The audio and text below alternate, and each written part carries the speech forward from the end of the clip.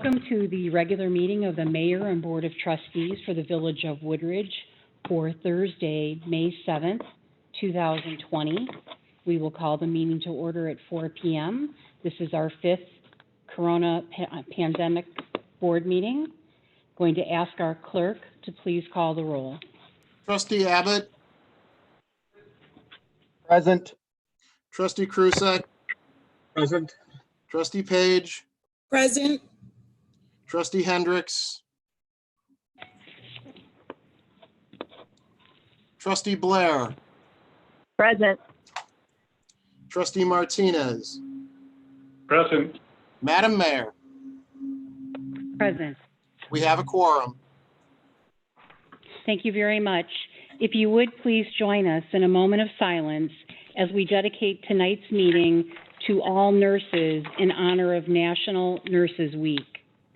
Nurses are amazing heroes, and I heard something that I know is true, and they're heroes without capes. We thank them very much for their dedication, service, and all of their care.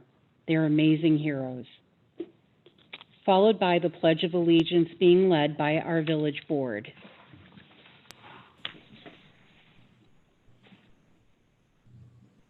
I Pledge allegiance to the flag of the United States of America and to the republic for which it stands, one nation, under God, under God, indivisible, with liberty and justice for all.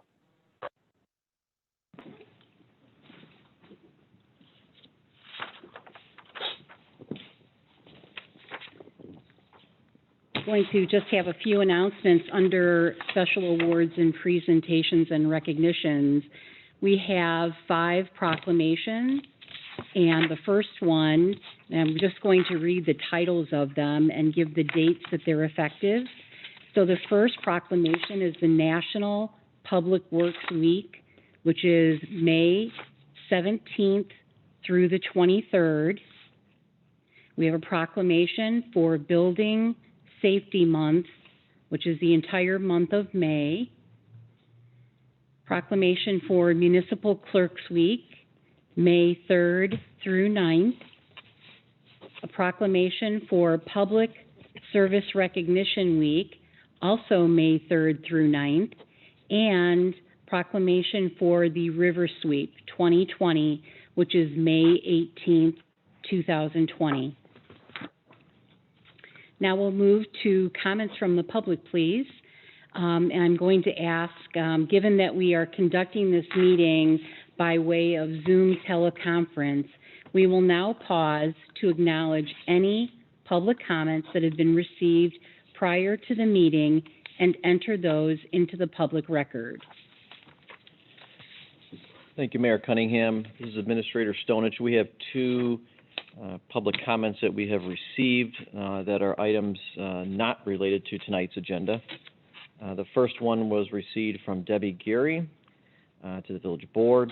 It is in reference to the Route 53 and AT&T, old AT&T property.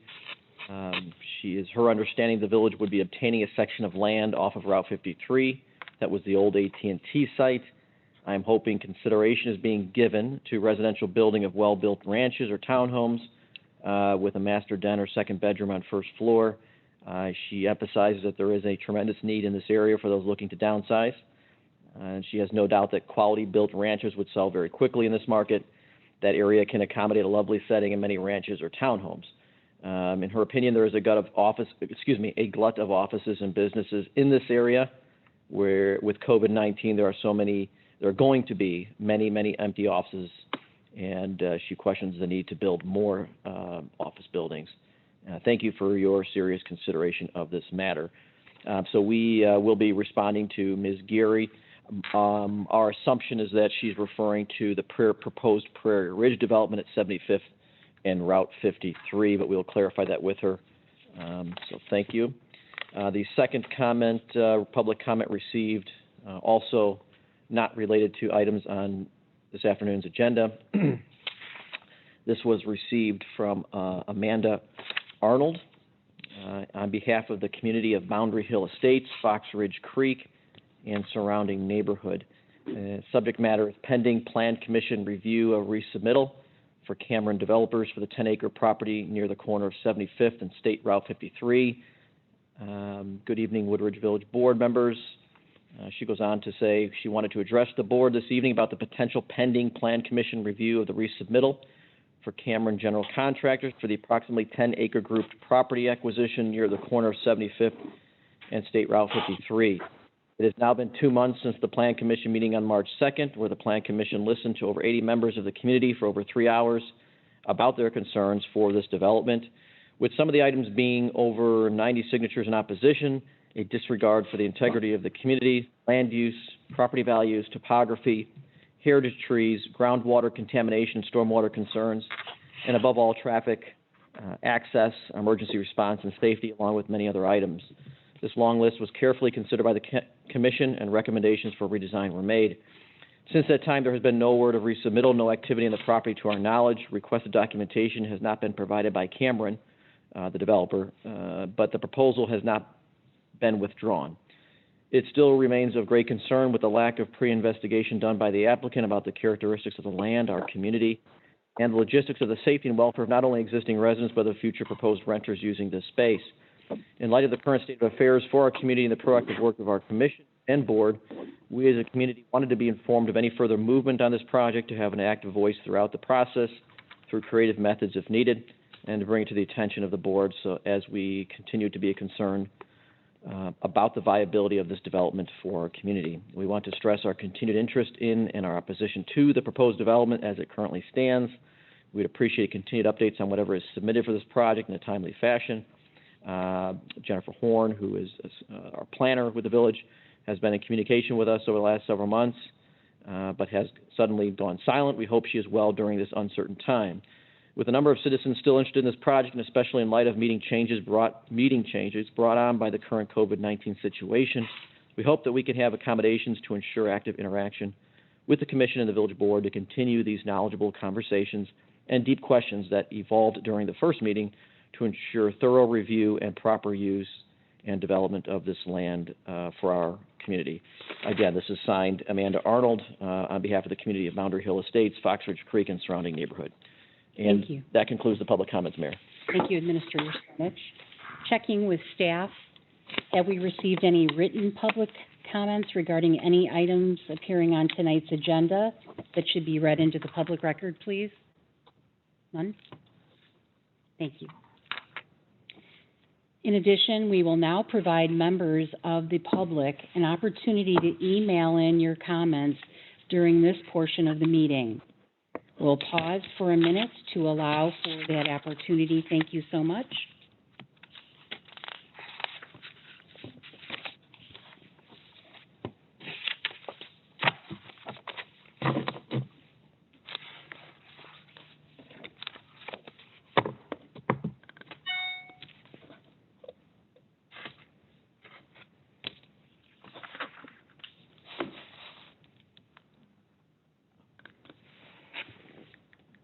Mayor, we've just received one public comment.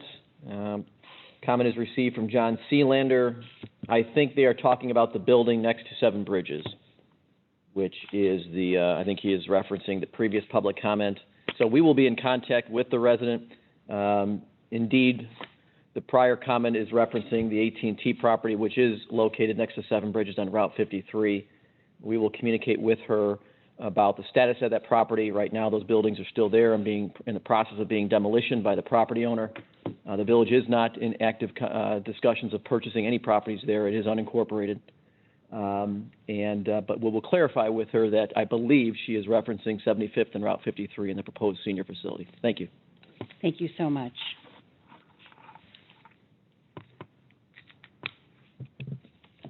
Only written public comment that we've received, Administrator Stonich? Okay, thank you so much. With nothing further, we will now close the public comment portion of our agenda and move to the omnibus. Going to ask, please, for a motion to approve the omnibus agenda items A through C and acceptance of D through F. A motion, please. So move, trustee Page. Thank you, trustee Page. And a second, please. Second, trustee Krusek. Thank you, trustee Krusek. Is there a request for any item to be considered separately this afternoon? If our administrator would please review the omnibus items for us. Thank you, Mayor Cunningham. Members of the board, good afternoon. First item A is Resolution 2020-46. It's a resolution awarding bid 2020-03, purchase and installation of a dump body and snow and ice equipment on 3 2021 International Cabin Chassis. This contract will be to Monroe Truck Equipment for Public Works Units 315, 319, and 329. This resolution, authorizing the award of bid, and this would be to build out the 3 large vehicle snow plow trucks, the purchase of which was authorized by the board earlier this year. Thank you. Thank you so much. So if I could please ask our clerk to call the roll.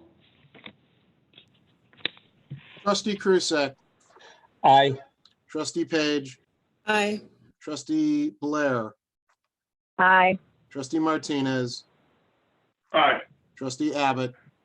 Aye. Motion's approved. Next, item B is Resolution 2020-47. It's a resolution authorizing the acceptance of certain required improvements in the bill of sale for certain improvements for Keystone Business Center. This is Murphy Road LLC. The developer completed all the improvements for the Keystone Business Center. Certain public improvements will be accepted by the village under this approval, and this will commence the 24-month maintenance period for this project. Thank you. We're doing omnibus, or do you want to keep going? Yes. Madam Mayor? And resolution. Oh, Mhm. yeah, I thought this was the omnibus. It is, It is. yes. Thank you. We're correcting it now. Thank Okay. you. Thank you. Thank you. Resolution 2020-48 is making a determination relative to the release of executive session minutes pursuant to the Open Meetings Act, June 20th, 2019 through February 2020. And then items D, E are previous board minutes, and items F is accounts payable registers for April 10th, April 17th, and April 24th for 2020. Thank you. And if our clerk would please call the roll. All right, to clarify, we're calling items B through F, correct? That is correct. Thank you. Trustee Page. Aye. Trustee Blair. Aye. Trustee Martinez. Aye. Trustee Abbott. Aye. Trustee Krusek. Aye. Motion's approved. Thank you so much. Now for the mayor's report this evening, and I do have a few items. The village will be hosting our second mobile drive-up food pantry. So we are in collaboration again with the Northern Illinois Food Bank and hosting on Monday, May 11th, our second drive-up food pantry, which will start at 10 a.m. through 11:30 a.m. The location will be in Seven Bridges, specifically at the Cinemark Movie Theater off of Route 53 in Woodridge. To follow social distancing requirements, this is a drive-up, drive-through only mobile food pantry where recipients will drive up and stay in their vehicles, please, and prepackaged food will be brought to the car by a volunteer. Please note, the individual in need of food does not have to appear or be in the car to get food.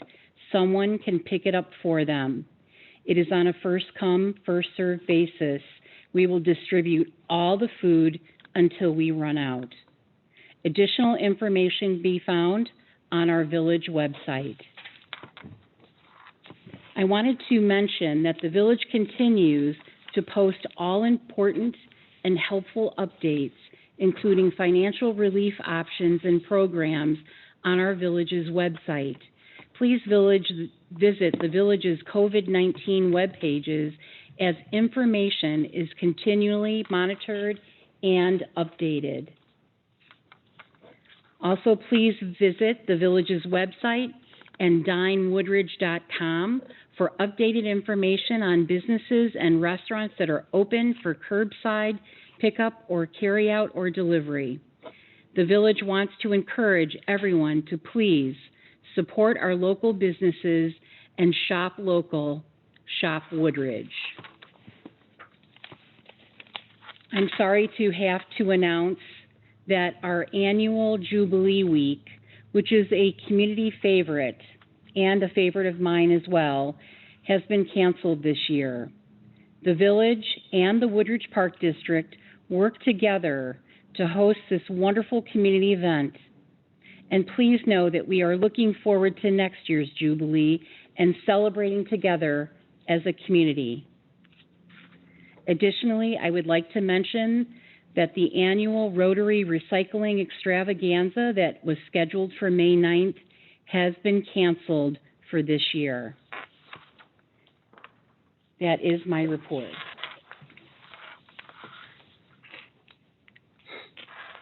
Administrator Stonich, your report, please. Thank you, Mayor Cunningham. First item A is Resolution 2020-49. It's a resolution certifying certain emergency actions taken under the March 17th, 2020 proclamation of emergency. This ratifies actions taken by Mayor Cunningham in which she granted A1 and A3 restaurant licenses, liquor license holders, the temporary ability to fill and sell growlers and crowlers in accordance with state law through May 30th, 2020. Thank you very much. If I could, please, I'm asking for a motion to approve Resolution 2020-49. Trustee Blair, so moved. Thank you very much, Trustee Blair. And a second, please. Trustee Martinez, second. Thank you, Trustee Martinez. Any discussion on this item? Hearing none, if our clerk would please call the roll.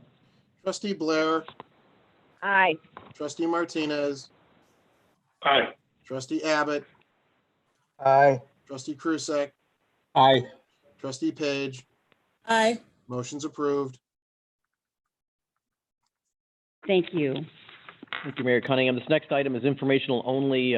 Finance Director Nadine Aletto will be providing the board and the public a financial update for the Village's 2020 budget, particularly as it relates to the impact that we forecast here resulting from COVID pandemic.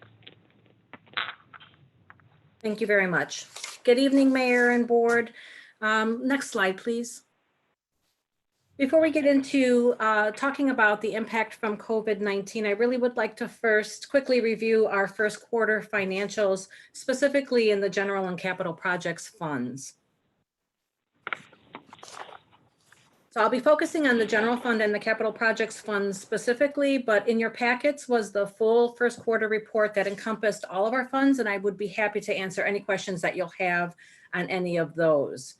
But if you're looking right now on the general fund, we were actually off to a good start this year. Both our sales and our income taxes were up about 5% for the first quarter. We were also seeing increased revenues from our use taxes, which is currently how our local portion of our state sales tax from online sales is currently being distributed.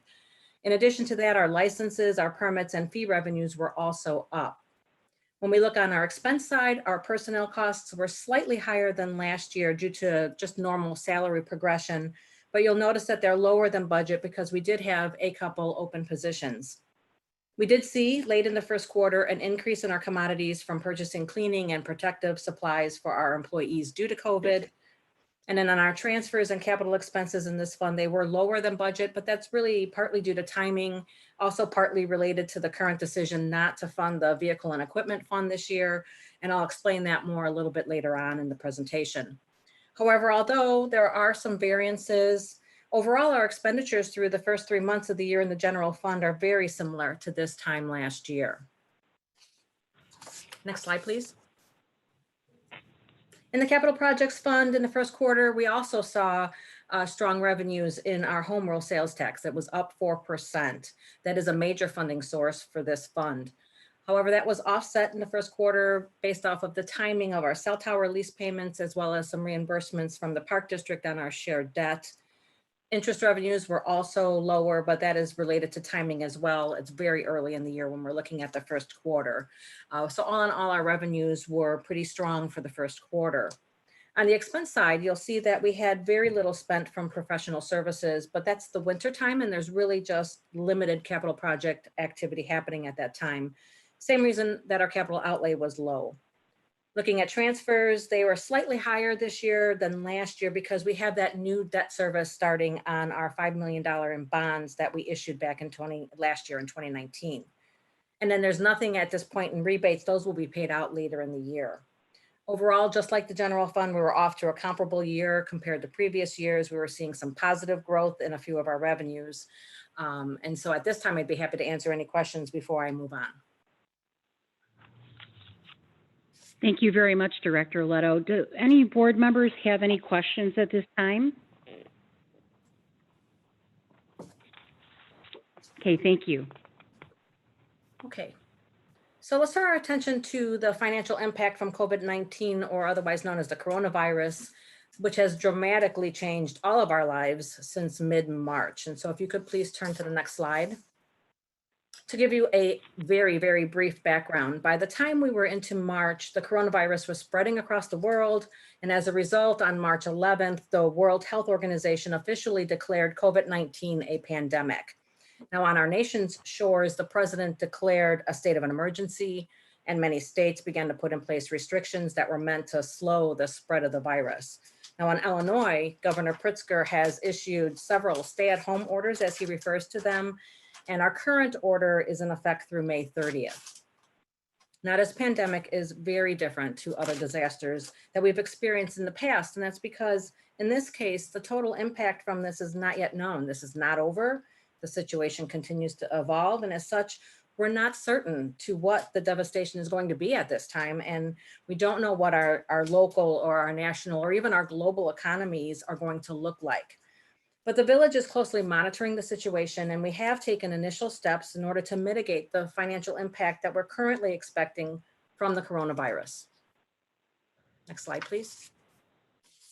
So here are some of the immediate ways that the Village has responded to help the community.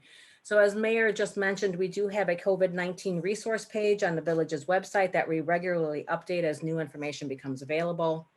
We've held one mobile food pantry on April 7th. We have another one that's scheduled for Monday, May 11th. And that's in order to distribute food to our families that are in need. We've suspended our late penalties on our water bills and any service disconnections for delinquent accounts. Our community development department has reached out to our business community during this difficult time, and many of them are closed or operating at significantly reduced levels. We've extended our business licenses that were set to expire May 1st for a period of 90 days. We've relaxed our temporary sign restrictions so that businesses can advertise if they're open. And we are temporarily allowing to-go liquor sales. And then finally, we've also suspended any peddler and solicitor licenses so that there are not any individuals going door to door in the Village at this time. Next slide, please. Inward facing, looking at our Village operations, we know we're going to take a hit to our revenues this year and even perhaps in the years beyond. So at this time, we have revised our revenue estimates. Our large revenue sources, we expect to be hardest hit are our sales and our income taxes, and that's really due to the reduced business operations that continue to this day. They were actually the very revenues that I was seeing promising revenue collections at the start of the year. So it's very disheartening to see this happen now. But it's not just those revenues that we expect to be impacted. We also expect reductions in many of our other revenue sources, such as video gaming, licensing, permitting, as well as fees and fine revenues. So at this time, we expect this revenue loss in the general fund specifically to be about $6.5 million. And that's about a 30% loss to our revenue base. When we look at the capital projects fund, that revenue loss is about 35% of our revenue base, or roughly about $1.4 million. Now, due to the significant impact that we're currently expecting, we immediately implemented a hiring freeze. And I'll talk a little bit more about that shortly. We also froze all of our discretionary spending, and those would be things such as our trainings or any office supplies, unless they were needed for operations. Anything that we didn't need to continue our operations has been suspended. And each department then went through their budgets and identified areas where reductions or cuts could be made. Next slide, please. So at this time, staff seeks feedback and direction from the board in regards to our current response to the COVID-19 pandemic in several areas. Next slide, please. So first has been our response to staffing. So as you know, the village has put into place various initiatives prior to COVID-19 that are expected to provide significant cost savings to the village over the long term. For example, a couple years ago, we moved to a merit pool-based system for our annual employee compensation program for our non-union employees. Now that provided a limited amount of dollars that would be available, and then it was distributed between employees based on their performance. We also did not increase the entry-level pay for all of our non-union positions for the last 2 years. And we've been on this path to gradually increase the employee's share of their health insurance costs. In addition, also this year, the village is offering a voluntary separation package to our employees that are eligible to retire. And as of today, we expect about 6 employees to retire under this program by August 31st. Now, the openings that are being created by these retirements are also subject to the hiring freeze that we currently have in place. In addition to those 6 positions, the village has the following full-time positions open: a police officer position, a fiscal assistant, a senior planner, a building inspector, a part-time mechanic, and 13 seasonal positions in the Public Works Department. Now, all of these positions, including the ones from the VSP, will remain open for the foreseeable future. Each position then will be analyzed on a case-by-case basis. And if there are any that are recommended to be filled, Administrator Stonage will then seek board approval prior to filling any positions. Next slide, please. The village's response to licensing has been extended to current licenses for a period of 90 days. Now, this currently applies to our business, our tobacco, our video gaming, as well as our liquor licenses. And at this time, staff is seeking board direction on how they'd like to handle the 2020 license renewals. And we provided 4 options here for consideration. However, the board is not limited to these choices alone. But I would like to go through these 4 options and then open it up for discussion, Madam Mayor, if I may. Yes, please. The first option would be the board could consider to move the renewal of the licenses to August 1st. And then we could prorate the amount due based on 8 months instead of the full 12 months. Now, pros to that approach is that it would provide some local business relief. It would be 25% savings on the cost of a license. But the downside to that option is that there would be a loss, obviously, in revenue to the village of about $53,750. Another option that the board could do is to move the license year, which currently ran from May 1st through April 30th to an August 1st through July 31st period. So if the board were to move the licensing period, the village would not lose any revenue here, and there would be some assistance to businesses really by delaying the time before they would have to pay for their licenses. However, here businesses would still be responsible for paying the full cost for a full year. The third option could be maybe to just extend the current licensing period through the end of the year and then have a new license year that would begin January 1st of 2021. Now, if the board were to do that, we would be providing some relief by paying the license fees for 2020. We wouldn't ask that they would have to pay that. It moves the licensing period to the new fiscal year. So the downside to this approach is that if it's applied to all of our licenses, the village would see a loss in revenue of $215,000 this year. There may also, I don't know this, but maybe potentially some concern from businesses if they have to renew their licenses at the end of a year or perhaps during the holidays. But those are things to consider. And then the fourth option could be just to simply extend the licensing period for the whole 2020 year and not look to renew licenses until April of 2021. And then this would be just to keep the renewal schedule as is. However, here again, we are able to provide some relief to the residents by not requiring them to pay for their 2020 licenses. And it keeps our schedule the same, but it does cost the village $215,000 in revenues. And so, Madam Mayor, at this time, I'd like to ask if the board has any feedback or direction for us at this time. I would like to open it up to the board, please. Any board members that would like to share your thoughts? Madam Mayor, Trustee Krusek. Yes, please. Yes, Uh, Trustee Krusek. When would we need to make a decision on this? I mean, I know right now that we've extended it through July. The new due date is basically July 1st, correct? Correct. Okay, have- so when would you need to have an idea of what we decided to do by in order to implement it? I will turn this over to Trevor, who is responsible for handling the renewal of the licenses, and he could speak to timing needed in advance of any decisions. Right, so right now, we have businesses that are familiar with our current schedule asking to renew, and they've had questions about submitting payment, and so we've been holding off on having them submit payment or renewal until we have a further decision. Although we do have businesses that have reached out and said it's easier for us just to go forward with the schedule as we're aware of it. And so my thought is if we could come to a decision sooner than later, that would help give me direction so that I could start the outreach to the businesses and the renewal package again. Just for a frame of reference, when we have a May 1st renewal date, we start the renewal process in mid-March. And so we send out the first reminder of the license and the payment, and then we follow up with 2 follow-up renewal reminders to get them ready for that May 1st renewal. So using that same sort of reference for August 1st, we would want to get the first renewal notice out in mid-June. So I would suggest that if we could have clarification here, at least by the end of the month, that would be helpful.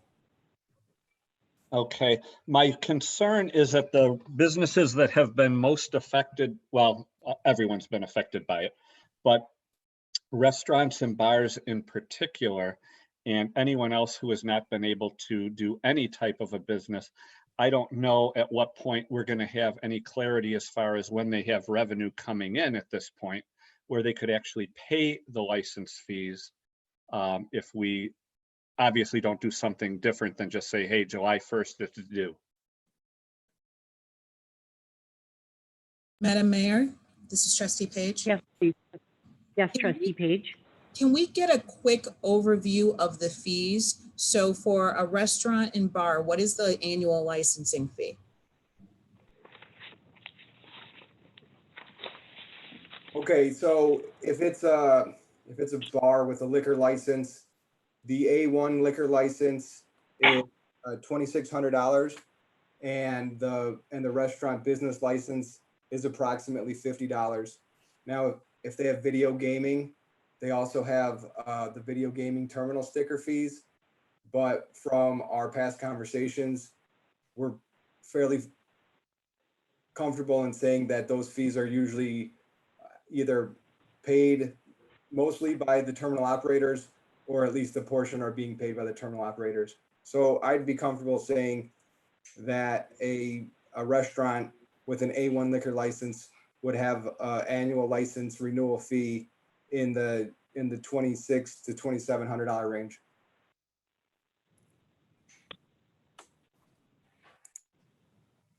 Thank you, Trevor.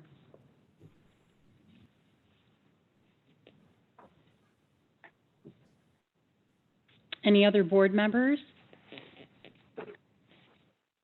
Madam Mayor, this is Trustee Blair. I just have a question on option 2, or the not option 2, the last option 4. If we even did something like that, I'm not suggesting we do, but I just wanted to point one thing out. What do you do then with, let's say, new businesses that may want to open in January or February? Are you going to not charge them for a license then too? It's just kind of a thought here that I'm having. If another new business opens up, we give this relief to the current businesses, and is that really fair to a new business that's going to open up than to charge them? I can see where we can get into some sort of trouble with that. The way that we've currently been handling new business applications is for them to register with the village and pay the license fees for the year. And our current license structure allows for prorations at per quarter. So after the first 3 months, then the fees are prorated down to 75% of the license fees. 6 months, it's 50%. 9 months, it's 25%. So just to follow up on your example, if someone came in January, they would be registering at the 50% rate for the remainder of the license year. But we would still be charging them where it was option 4, the current businesses pay nothing. And the new business would pay something, a portion of the fee. Or was the intention to not charge them either? That would be at the discretion of the board. I just wanted a little clarification on that. Thank you. Thank you, Trustee Blair. Anyone else, please?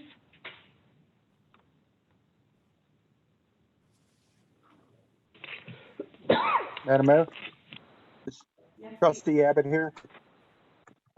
Trustee Yeah, my Abbott? thoughts are that we're not in a position. I'm sorry, can you hear me? Yes, we can.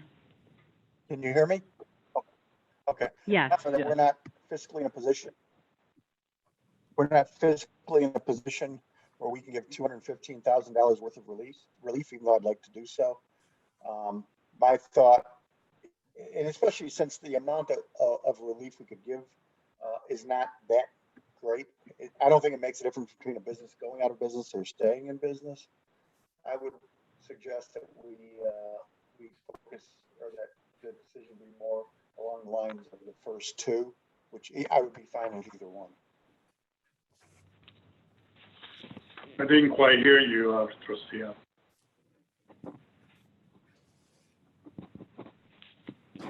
Did So anybody hear me? Trustee Abbott, I think we heard Yes. at least the portion.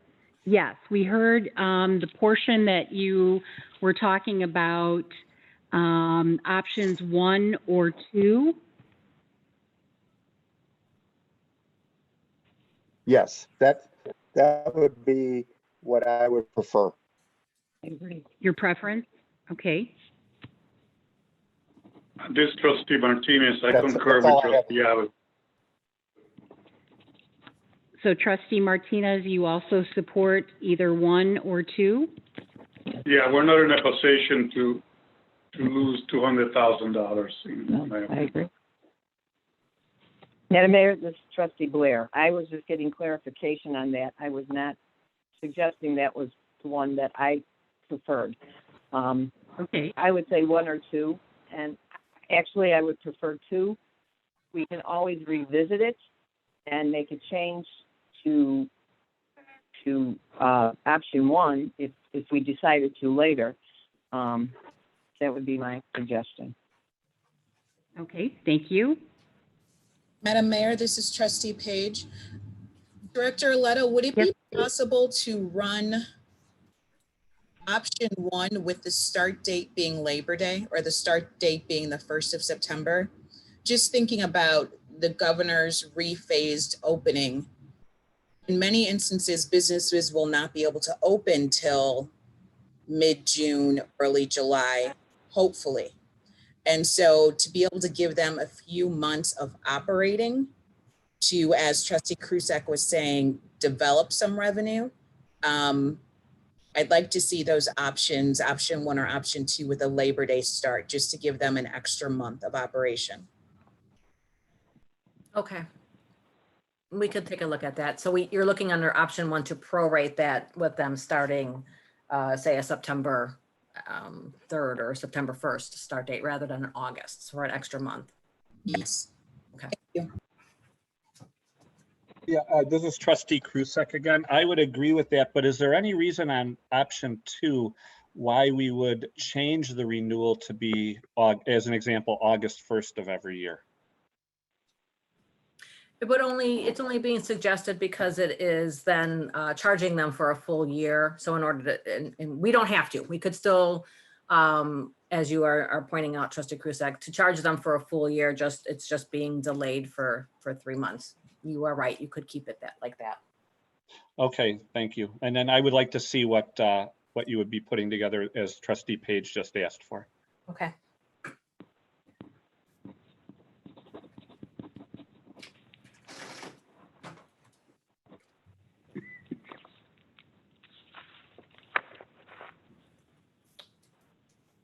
Madam Mayor, is it okay if I continue on? Yes, please. Thank you so much.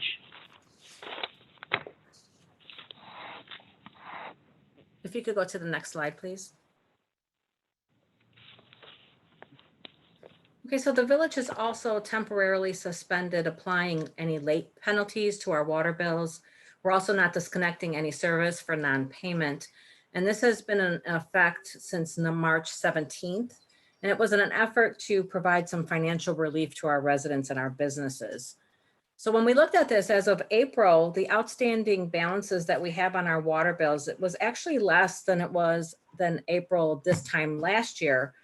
However, which is good news, right? But however, as we expect as the months continue and this unemployment, if it remains high, these balances we would expect are going to increase as people have more difficulty in making ends meet. And so as a result, the longer that this program is offered and that these balances grow, we believe that it's going to become increasingly difficult for our residents and our businesses to pay their balances in full when this program ends. And so as a result, when this does end, if it's gone on for a period of time and the balances are large, we're going to expect to see a significant increase in requests for payment plans in order to be able to make those payments. And so as of today, the large utility companies, ComEd and NICOR, they have similar plans in place right now until June 1st. And so staff is recommending that the village also keep this program in place until June 1st, at which time that this then can be reevaluated.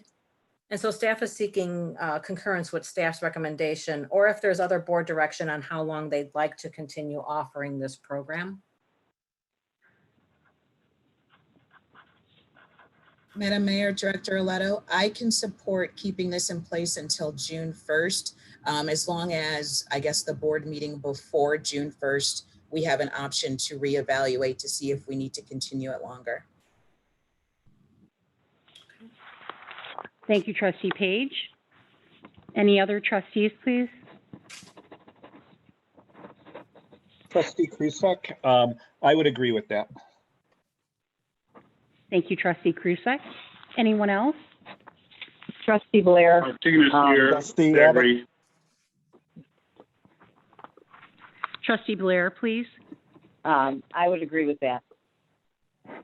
Thank you so much, Trustee Martinez. I agree with that. Okay, thank you. And Trustee Abbott? I agree. Thank you so much. Thank you. So moving on to the next slide. As I had mentioned earlier in the presentation, in response to the expected impact that we're going to see in the revenue base this year, Administrator Stonage met with all of our departments to review cuts that the departments had identified that we could undertake this year. And so the departments, when they reviewed their budgets, we tried to identify places to cut that would have the least amount of impact on our service levels. Now, the board had received the full list of the proposed cuts in a memo that was dated on April 17th. They total about $800,000 in cost reductions in the general fund. And they include things such as eliminating the goal setting workshop for the board, our village community events such as fireworks and the Jubilee, the majority of our training budgets, the funding of the vehicle and equipment fund. And that is something that we apply funding to every year into the vehicle and equipment replacement fund from the general fund in order to have sufficient dollars in place when we go to replace our equipment. So rather than having to debt, we kind of depreciate fund these the equipment and vehicle replacements. And so If we did not do that this year, it will save the village about $400,000 in the general fund in 2020. But it does shift the burden, as many of these things do, to future years. We don't anticipate that it's going to be extremely difficult to do so. And we believe that the savings this year will outweigh that. And so we are recommending that we not fund at this time. We're also looking to postpone our computer replacements. They were set to be done this year, so we would look to push them out until next year. We've also suspended our wellness programs, and we've had reductions in our public relations budgets. Those are things like, for instance, an example would be giveaways that the police department would purchase to distribute out to the community. We've reduced our maintenance budgets. Example there would be doing less carpet cleanings or window cleanings on the buildings. We've also reduced our operating supplies budgets overall. So at this time, staff is seeking concurrence from the board on these proposed cuts. And then we're also looking if there's any feedback, if there are other areas that the board would like us to take a closer look at as well. Thank you, Director Arletto. So first, I would just like to make a comment on behalf of myself and the village board and all of our residents. We thank so much all of our village colleagues for your diligence and identifying nearly $800,000 in cost reductions to the general fund.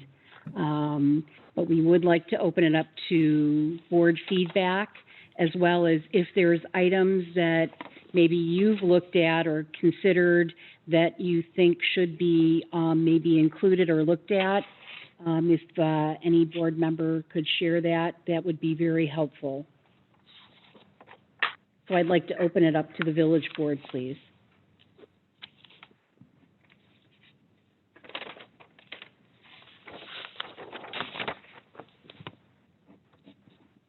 There's nothing from any board Trustee members Abbott, on I that? concur. Thank you. Trustee Abbott here. Yes, Trustee Abbott. Yeah, I concur with the cuts. Thank you.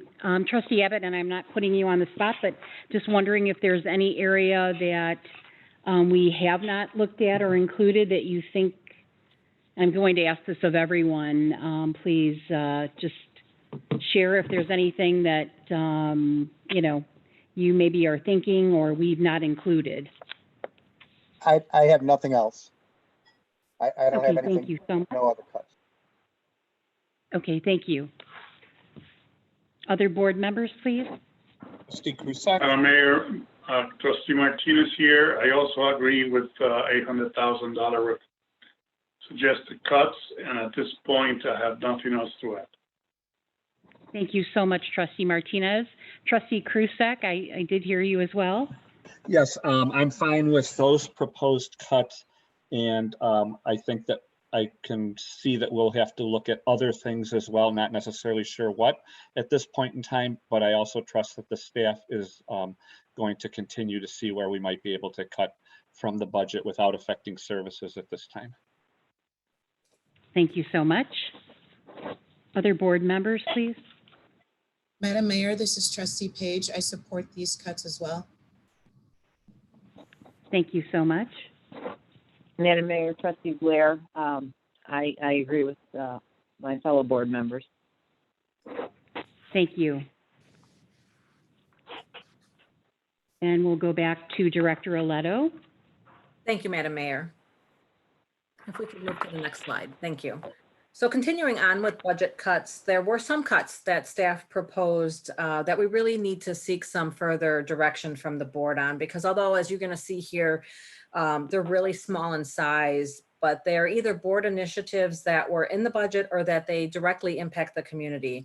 Now these total, just grand total over 77,000. These are included as part of the 800,000. So if the board would like to keep any of these into the budget, that would reduce the amount.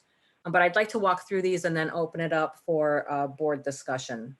So the first one would be the Focus newsletter. So you're going to recall that this year, in order to save budget dollars, the village actually reduced the number of issues that we were sending out from 4 to 3. This was the first year we went down to 3. The village could look to further reduce this mailing from 3 to 2, and that would result in a cost savings of $6,100.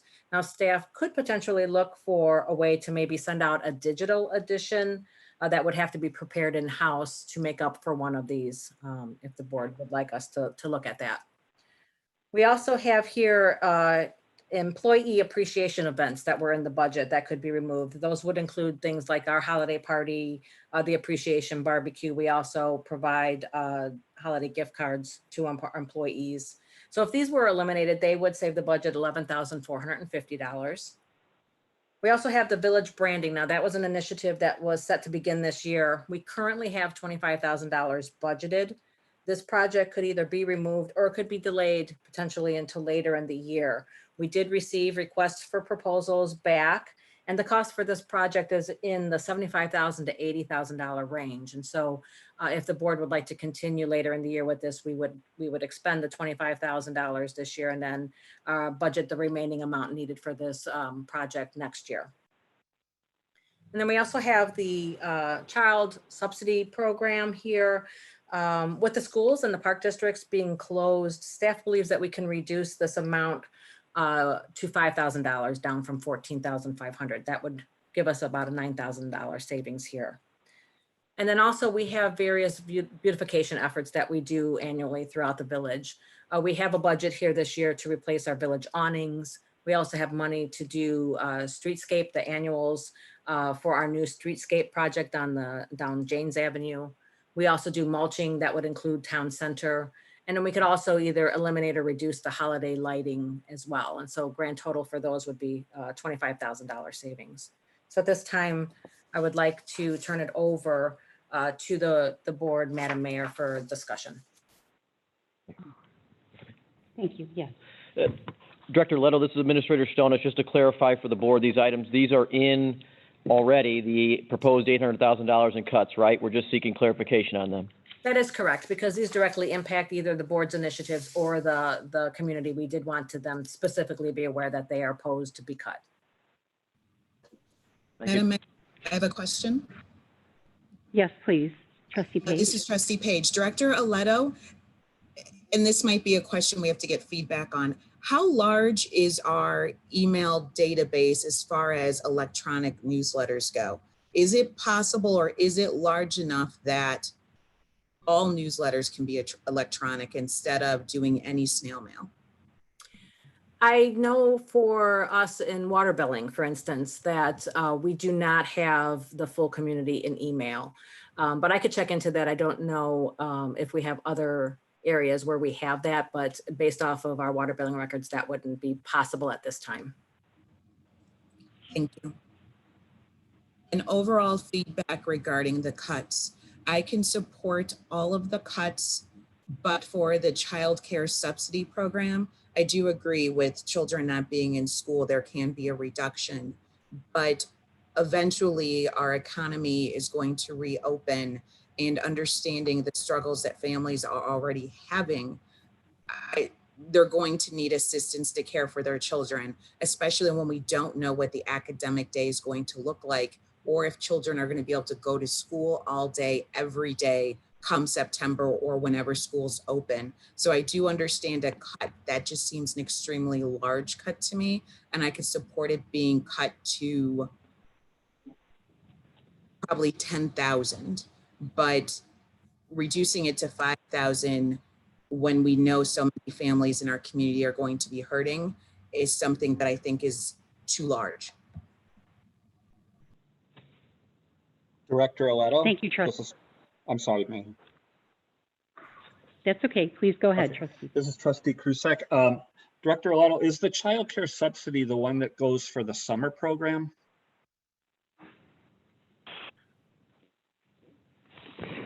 I will check on that. I'm not sure if that's a summer program or not. Okay, my only thought is that if Cunningham- it's a summer program, we don't even know if the park district is going to be running that. Administrator Stonich, I know you might. Yes, Trustee Krusek, if I may, Chief Cunningham, are you on this line? Yeah, can you guys hear me? I Yes, can't. thank you, Chief. Yeah, so the program itself for 2019, we utilized $8,000. So that cut to 5,000 would cover what we covered for 2019. And it does include before school, after school, and the summer program. Okay, thank you.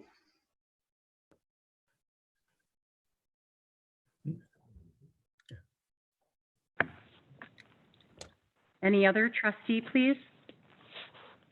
Trustee Martinez here. I concur with the cuts. I understand Trustee Page's concern, and to some point I do agree with that. My biggest challenge here was eliminating the branding, but when I see what the results of the bids were, that were 3 times as much as what we had budgeted, we can always go back at some point and reintroduce the branding and definitely take it out. But if I was going to modify anything here, I would modify the child care as Trustee Page indicated. Thank you, Trustee Martinez. Any other comments, please? Feedback? Mayor, Trustee Blair, I'm okay with the cuts as presented. I appreciate Trustee Page's concern with the child care, but I think more of a wait and see attitude on that, because we don't know. The summer program is still completely up in the air. And even when the kids go back to school, we don't know how that's going to look, what's going to be allowed for gathering. If you've got 10 or 15 kids that need child care, how are they going to do it if they can't congregate together? So there's just so many questions that are unanswered on so many things. I think we can always come back and revisit and make adjustments as the need arises. So I'm okay with things as they are. Thank you. Anyone else, please? Trustee Abbott here. I'm in favor Yes, of all Trustee the cuts. Abbott. I'm in favor of all the cuts. Okay, thank you.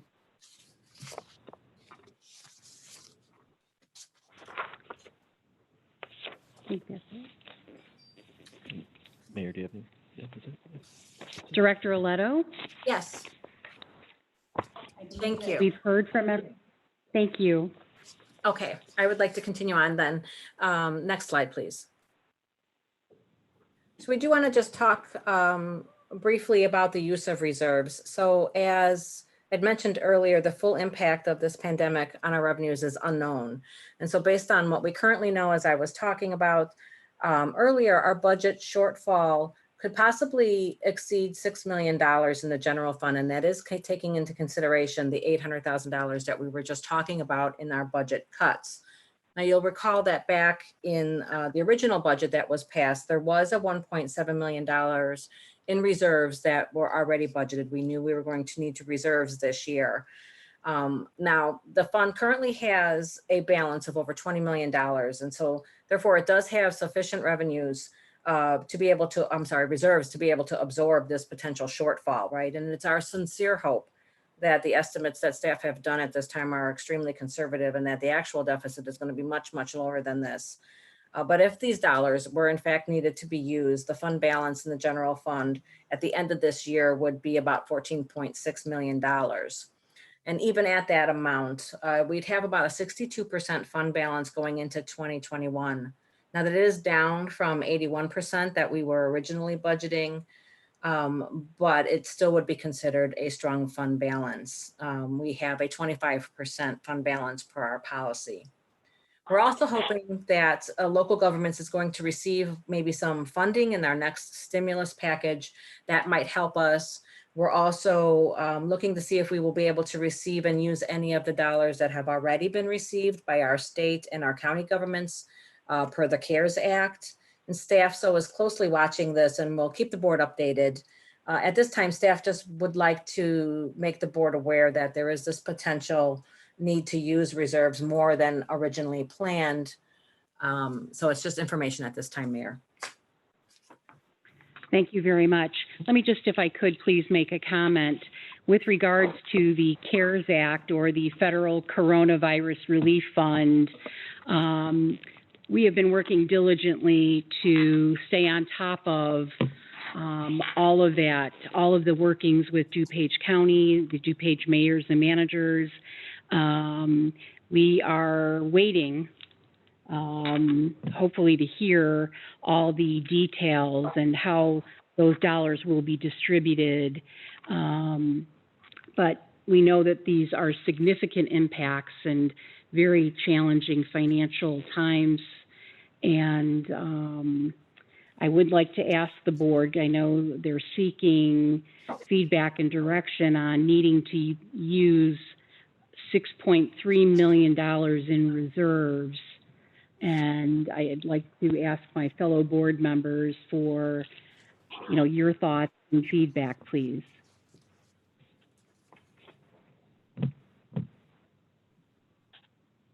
This is Trustee Krusak.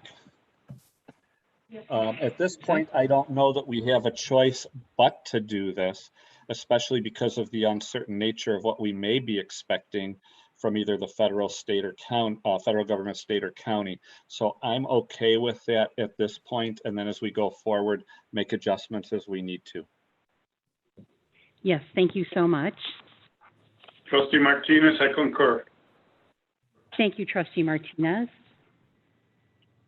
Trustee Any Blair, other? I agree. I Yes. agree with Trustee Krusak.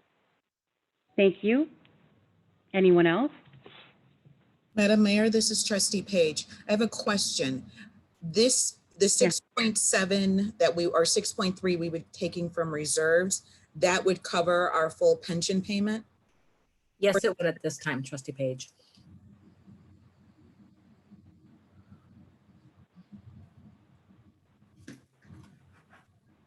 I'm sorry, did you hear me? Anyone else? Yes, Okay. I did. Thank Thank you, Nadine. Sorry. Any other Trustee feedback, Abbott. please? I agree. Trustee Abbott here. I Yes, agree that Trustee we have Abbott. no choice. I'm okay with it. Yeah, I agree. We Thank have you. no choice. Thank you.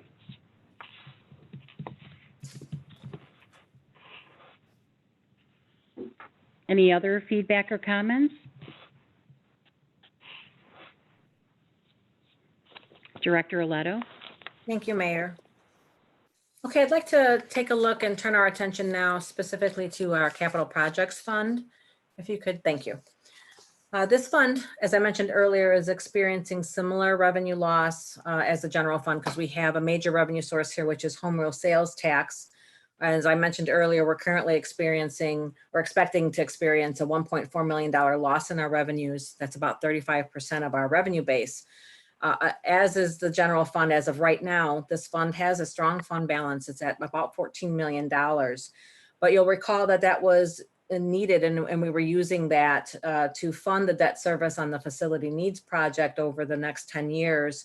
And that was set to begin this year. And it was also going to be used to fund current and future capital projects. And so since the impact of COVID-19 is not fully known at this time, and we're looking at this point to really just preserve operating capital in case it's needed. So the dollars in this fund could be used for general operations if it was necessary at any point. And so staff has reviewed the planned capital projects for this year, and it's recommending at this time to defer 1.4 million to future years.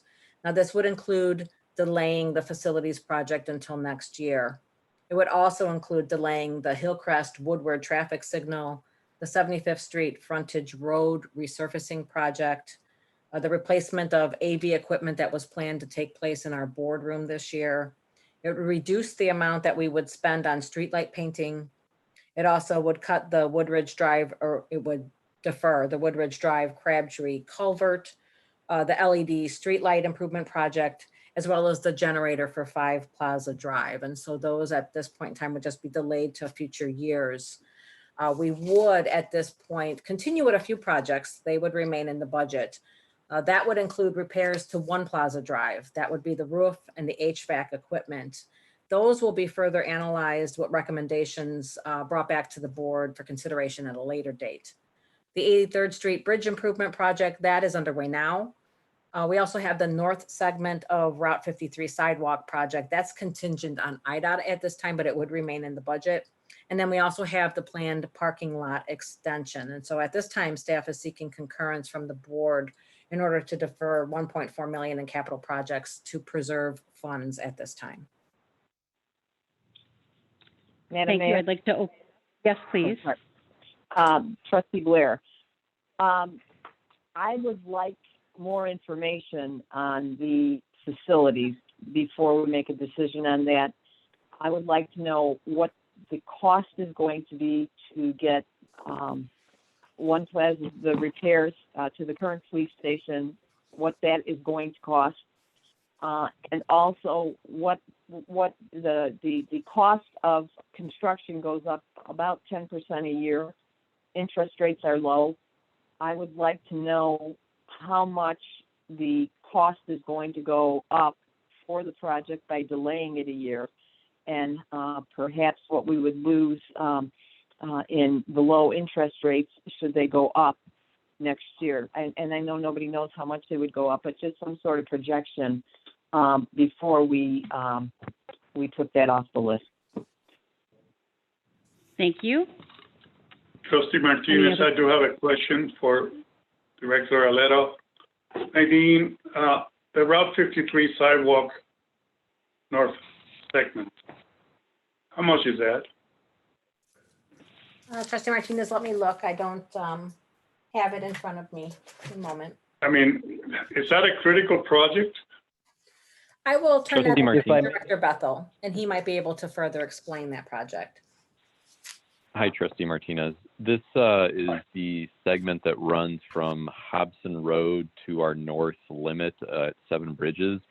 So this is to fill in those missing gaps of sidewalk. There is an STP grant that's paying approximately 75% of the project cost. The issue has been easement acquisition and then just going through IDOT's process since it's on their right of way. In checking out any potential environmental issues. Otherwise, the project would have actually been built 2 years ago. That being said, since it has not gone out to bid yet, the village always retains that right to stop and, give back the grant funds and, not proceed with the project.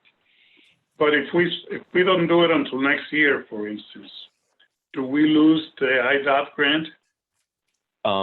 And great question. So we do not lose the grant funds. And the reason, again, it's been delayed is really because of trying to get these easements from the property owners and meeting IDOT's requirements. So even if the village wants to pursue it, it may in fact be delayed to next year simply because of the easement issues on the project. All right. Okay. And Trustee Martinez, the amount budgeted is $100,000 this year.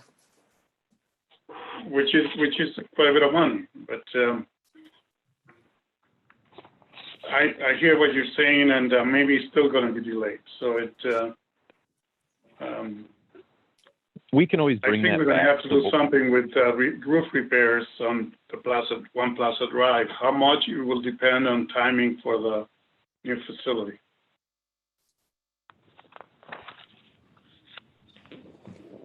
Trustee Martinez, was that a question? It was more of a statement than a question that if we delayed the new facility, which given the amount of money involved, and I understand Trustee Blair's concern, but given the amount of money involved, maybe it is the right thing to do, delay it until next year. We will have to do something to One Plaza Drive to fix some of the issues they have had with roofs and the HVAC there. Trustee Krusek? Yes, Trustee Krusek. I have a couple of questions. On any of the projects that we are saying we're delaying, if something miraculously occurred and as we got towards the end of or later into the year, we found out that, hey, we're going to get X number of dollars. It's not nearly as bad as we thought. There's nothing to prevent us from coming back and saying, let's start this back up, correct? That is correct, Trustee That's Krusek. correct. Okay. Second question, and I don't know who this one would necessarily be for. As far as I believe we've already given out a contract for the owner's representative on the police facility. I'm assuming that as long as we aren't doing anything on that, we aren't paying anything for it. Would that be correct? This is Administrator Stonich. I'll take that, Trustee Krusek. So that's correct. The board did authorize a contract with the owner's rep, CCS, by the first week of March. We've pended that, suspended that contract 90 days. However, I should say that they actually did hit the ground running, and so we did incur some expenses with them in early to mid-March before the COVID-19 pandemic hit. So we have some expenses to pay on them. But what I'm recommending is that we come back to the board, because we will need to, and bring back an amended contract with a much more reduced scope, right? And that at a very smaller dollar amount. And the one example I would have is my recommendation for the board is that we would still, and we don't have to decide this tonight, but at least go through with the design build, the construction manager interviews, finish that process, because we got it down to 3 finalists now, and at least identify who that firm is going to be. And I would ask that we get CCS, the owner's reps, assistance with that and help us in that selection process and with their subject matter expertise. But we would come back to you with a not to exceed amount and an amended contract for the owner's rep. Okay, thank you. This is Trustee Page. I have a question regarding the parking lot expansion. If I remember correctly, we're doing that project with some other governmental agencies, including, I believe, the library and the school district. Are they prepared to go forward with this expense? Is this something that we should delay because of them as well? Trustee Page, this is Administrator Stonich again. So I will check in with them, but they had both budgeted to do this project. And if you recall, the village agreed to front the project costs, and then when the project is completed, they would reimburse us. So they were planning for these costs. I have not heard from them that they would otherwise have an issue with these projects or costs, but I can certainly check in and provide the board feedback. But Director Bethel, I believe the bids are actually going out here shortly, correct? Hi, this is Director Bethel. So we're in the process of finishing design. We don't have a date set yet for that bid. Kind of one other caveat that's gotten rolled into it is Lyle Woodridge Fire District is going to be redoing some parking lots at one of their fire facilities. So they had hired the same engineering firm we were working with, who's kind of helping to coordinate their specifications. So we would be jointly bidding, including their work, which again will be solely paid by Lyle Woodridge. They would enter into their own contract. But in terms of efficiency of trying to make it a slightly larger project, but we'll have a date here probably within the next week of when we'd be anticipated to go out to bid, assuming all entities want to go forward. At least Lyle Woodridge Fire District intends to continue moving forward with their separate project. Thank you. Trustee Page, this is Administrator Stone. Just to clarify, it would be the school district and the park district and the library, but on the cost contribution, the IGA, it's only the school district, the park district, and the village would be sharing in the initial construction cost. The library is essentially providing an in-kind, in donation, if you will, of the land by way of a license agreement.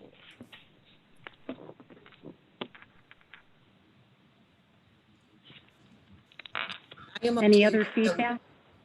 I am okay with the list on the contingency for the parking lot that our partners are still prepared to go forward as we previously agreed.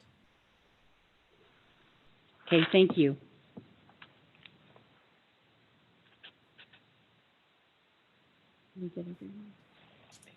Trustee Abbott, Yes, Trustee Abbott.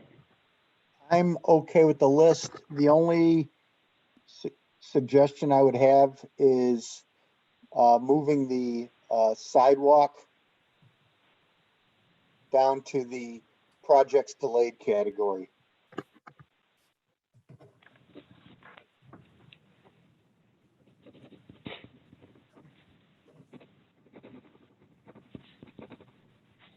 So noted, thank you.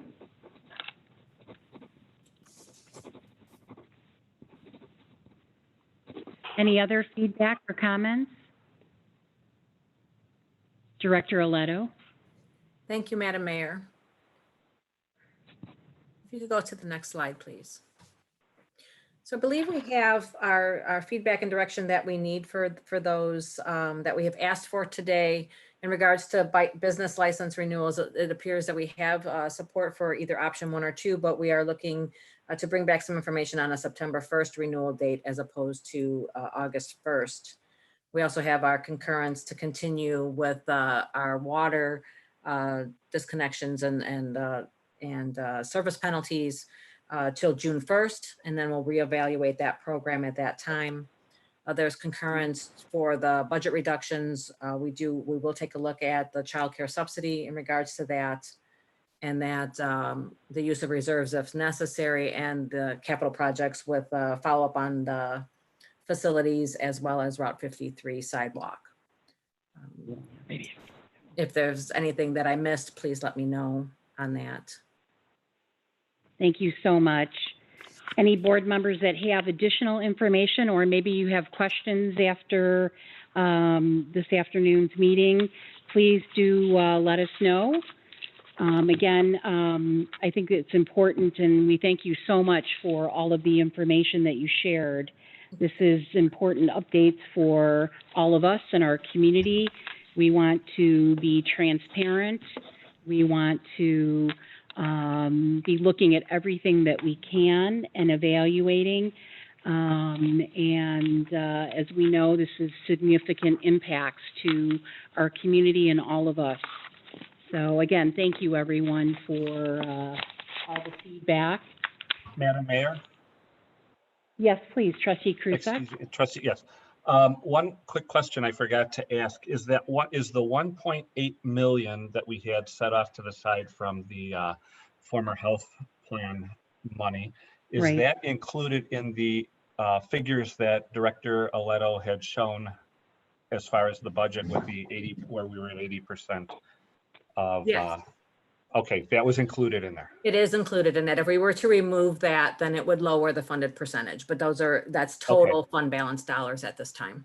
Okay, good. I just wanted to make sure where that was at. So that was. So thank you very much. Thank you. And Madam Mayor, I'd also like to just quickly turn our focus to 2021, if I may, and because unbelievably, it's time to start preparing that budget as well. And so, Yes, if you please. don't mind. No, please. Thank you, Director Aletto. Thank you, Madam Mayor. So it is time to start this budget, and the departments are actually going to start working in the next couple weeks to prepare the fiscal year 2021 budget. And we're, as you can see, in turbulent times. And so it's anticipated that we're going to see multiple revisions right now as we progress, but we would normally have a study session on this with the board prior to that. But we would like at this time, if we could just ask if the board has any specific feedback or direction as we begin to undertake that process that you would like to share with us today in lieu of having another study session on that this year. Well, I'd open it up to the board, please, for any feedback or comments, questions.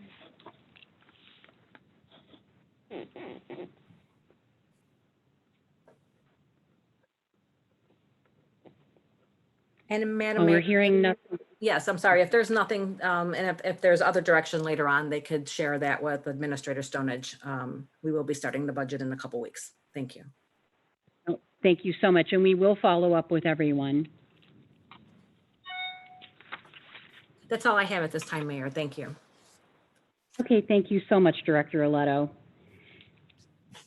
And just as we're getting towards the end of our meeting here this evening, I did want to just make a comment to all of our residents, and sincerely, on behalf of all of us here at the Village, we thank everyone for your just excellence and care of each other in following the governor's executive orders, from staying home to wearing masks.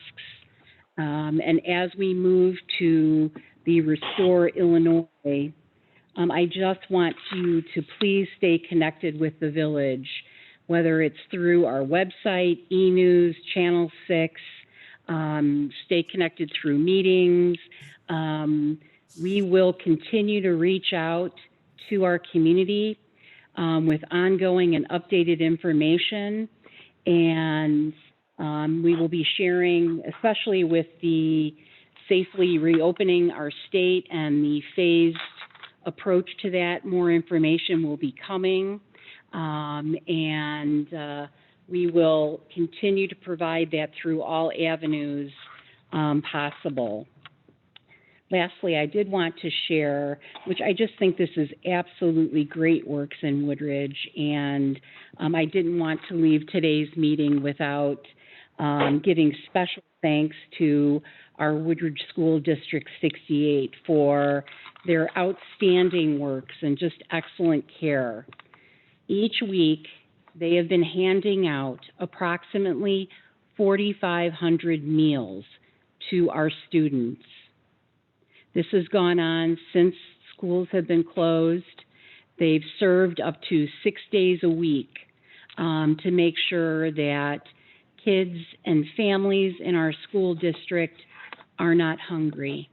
And I think this is just amazing.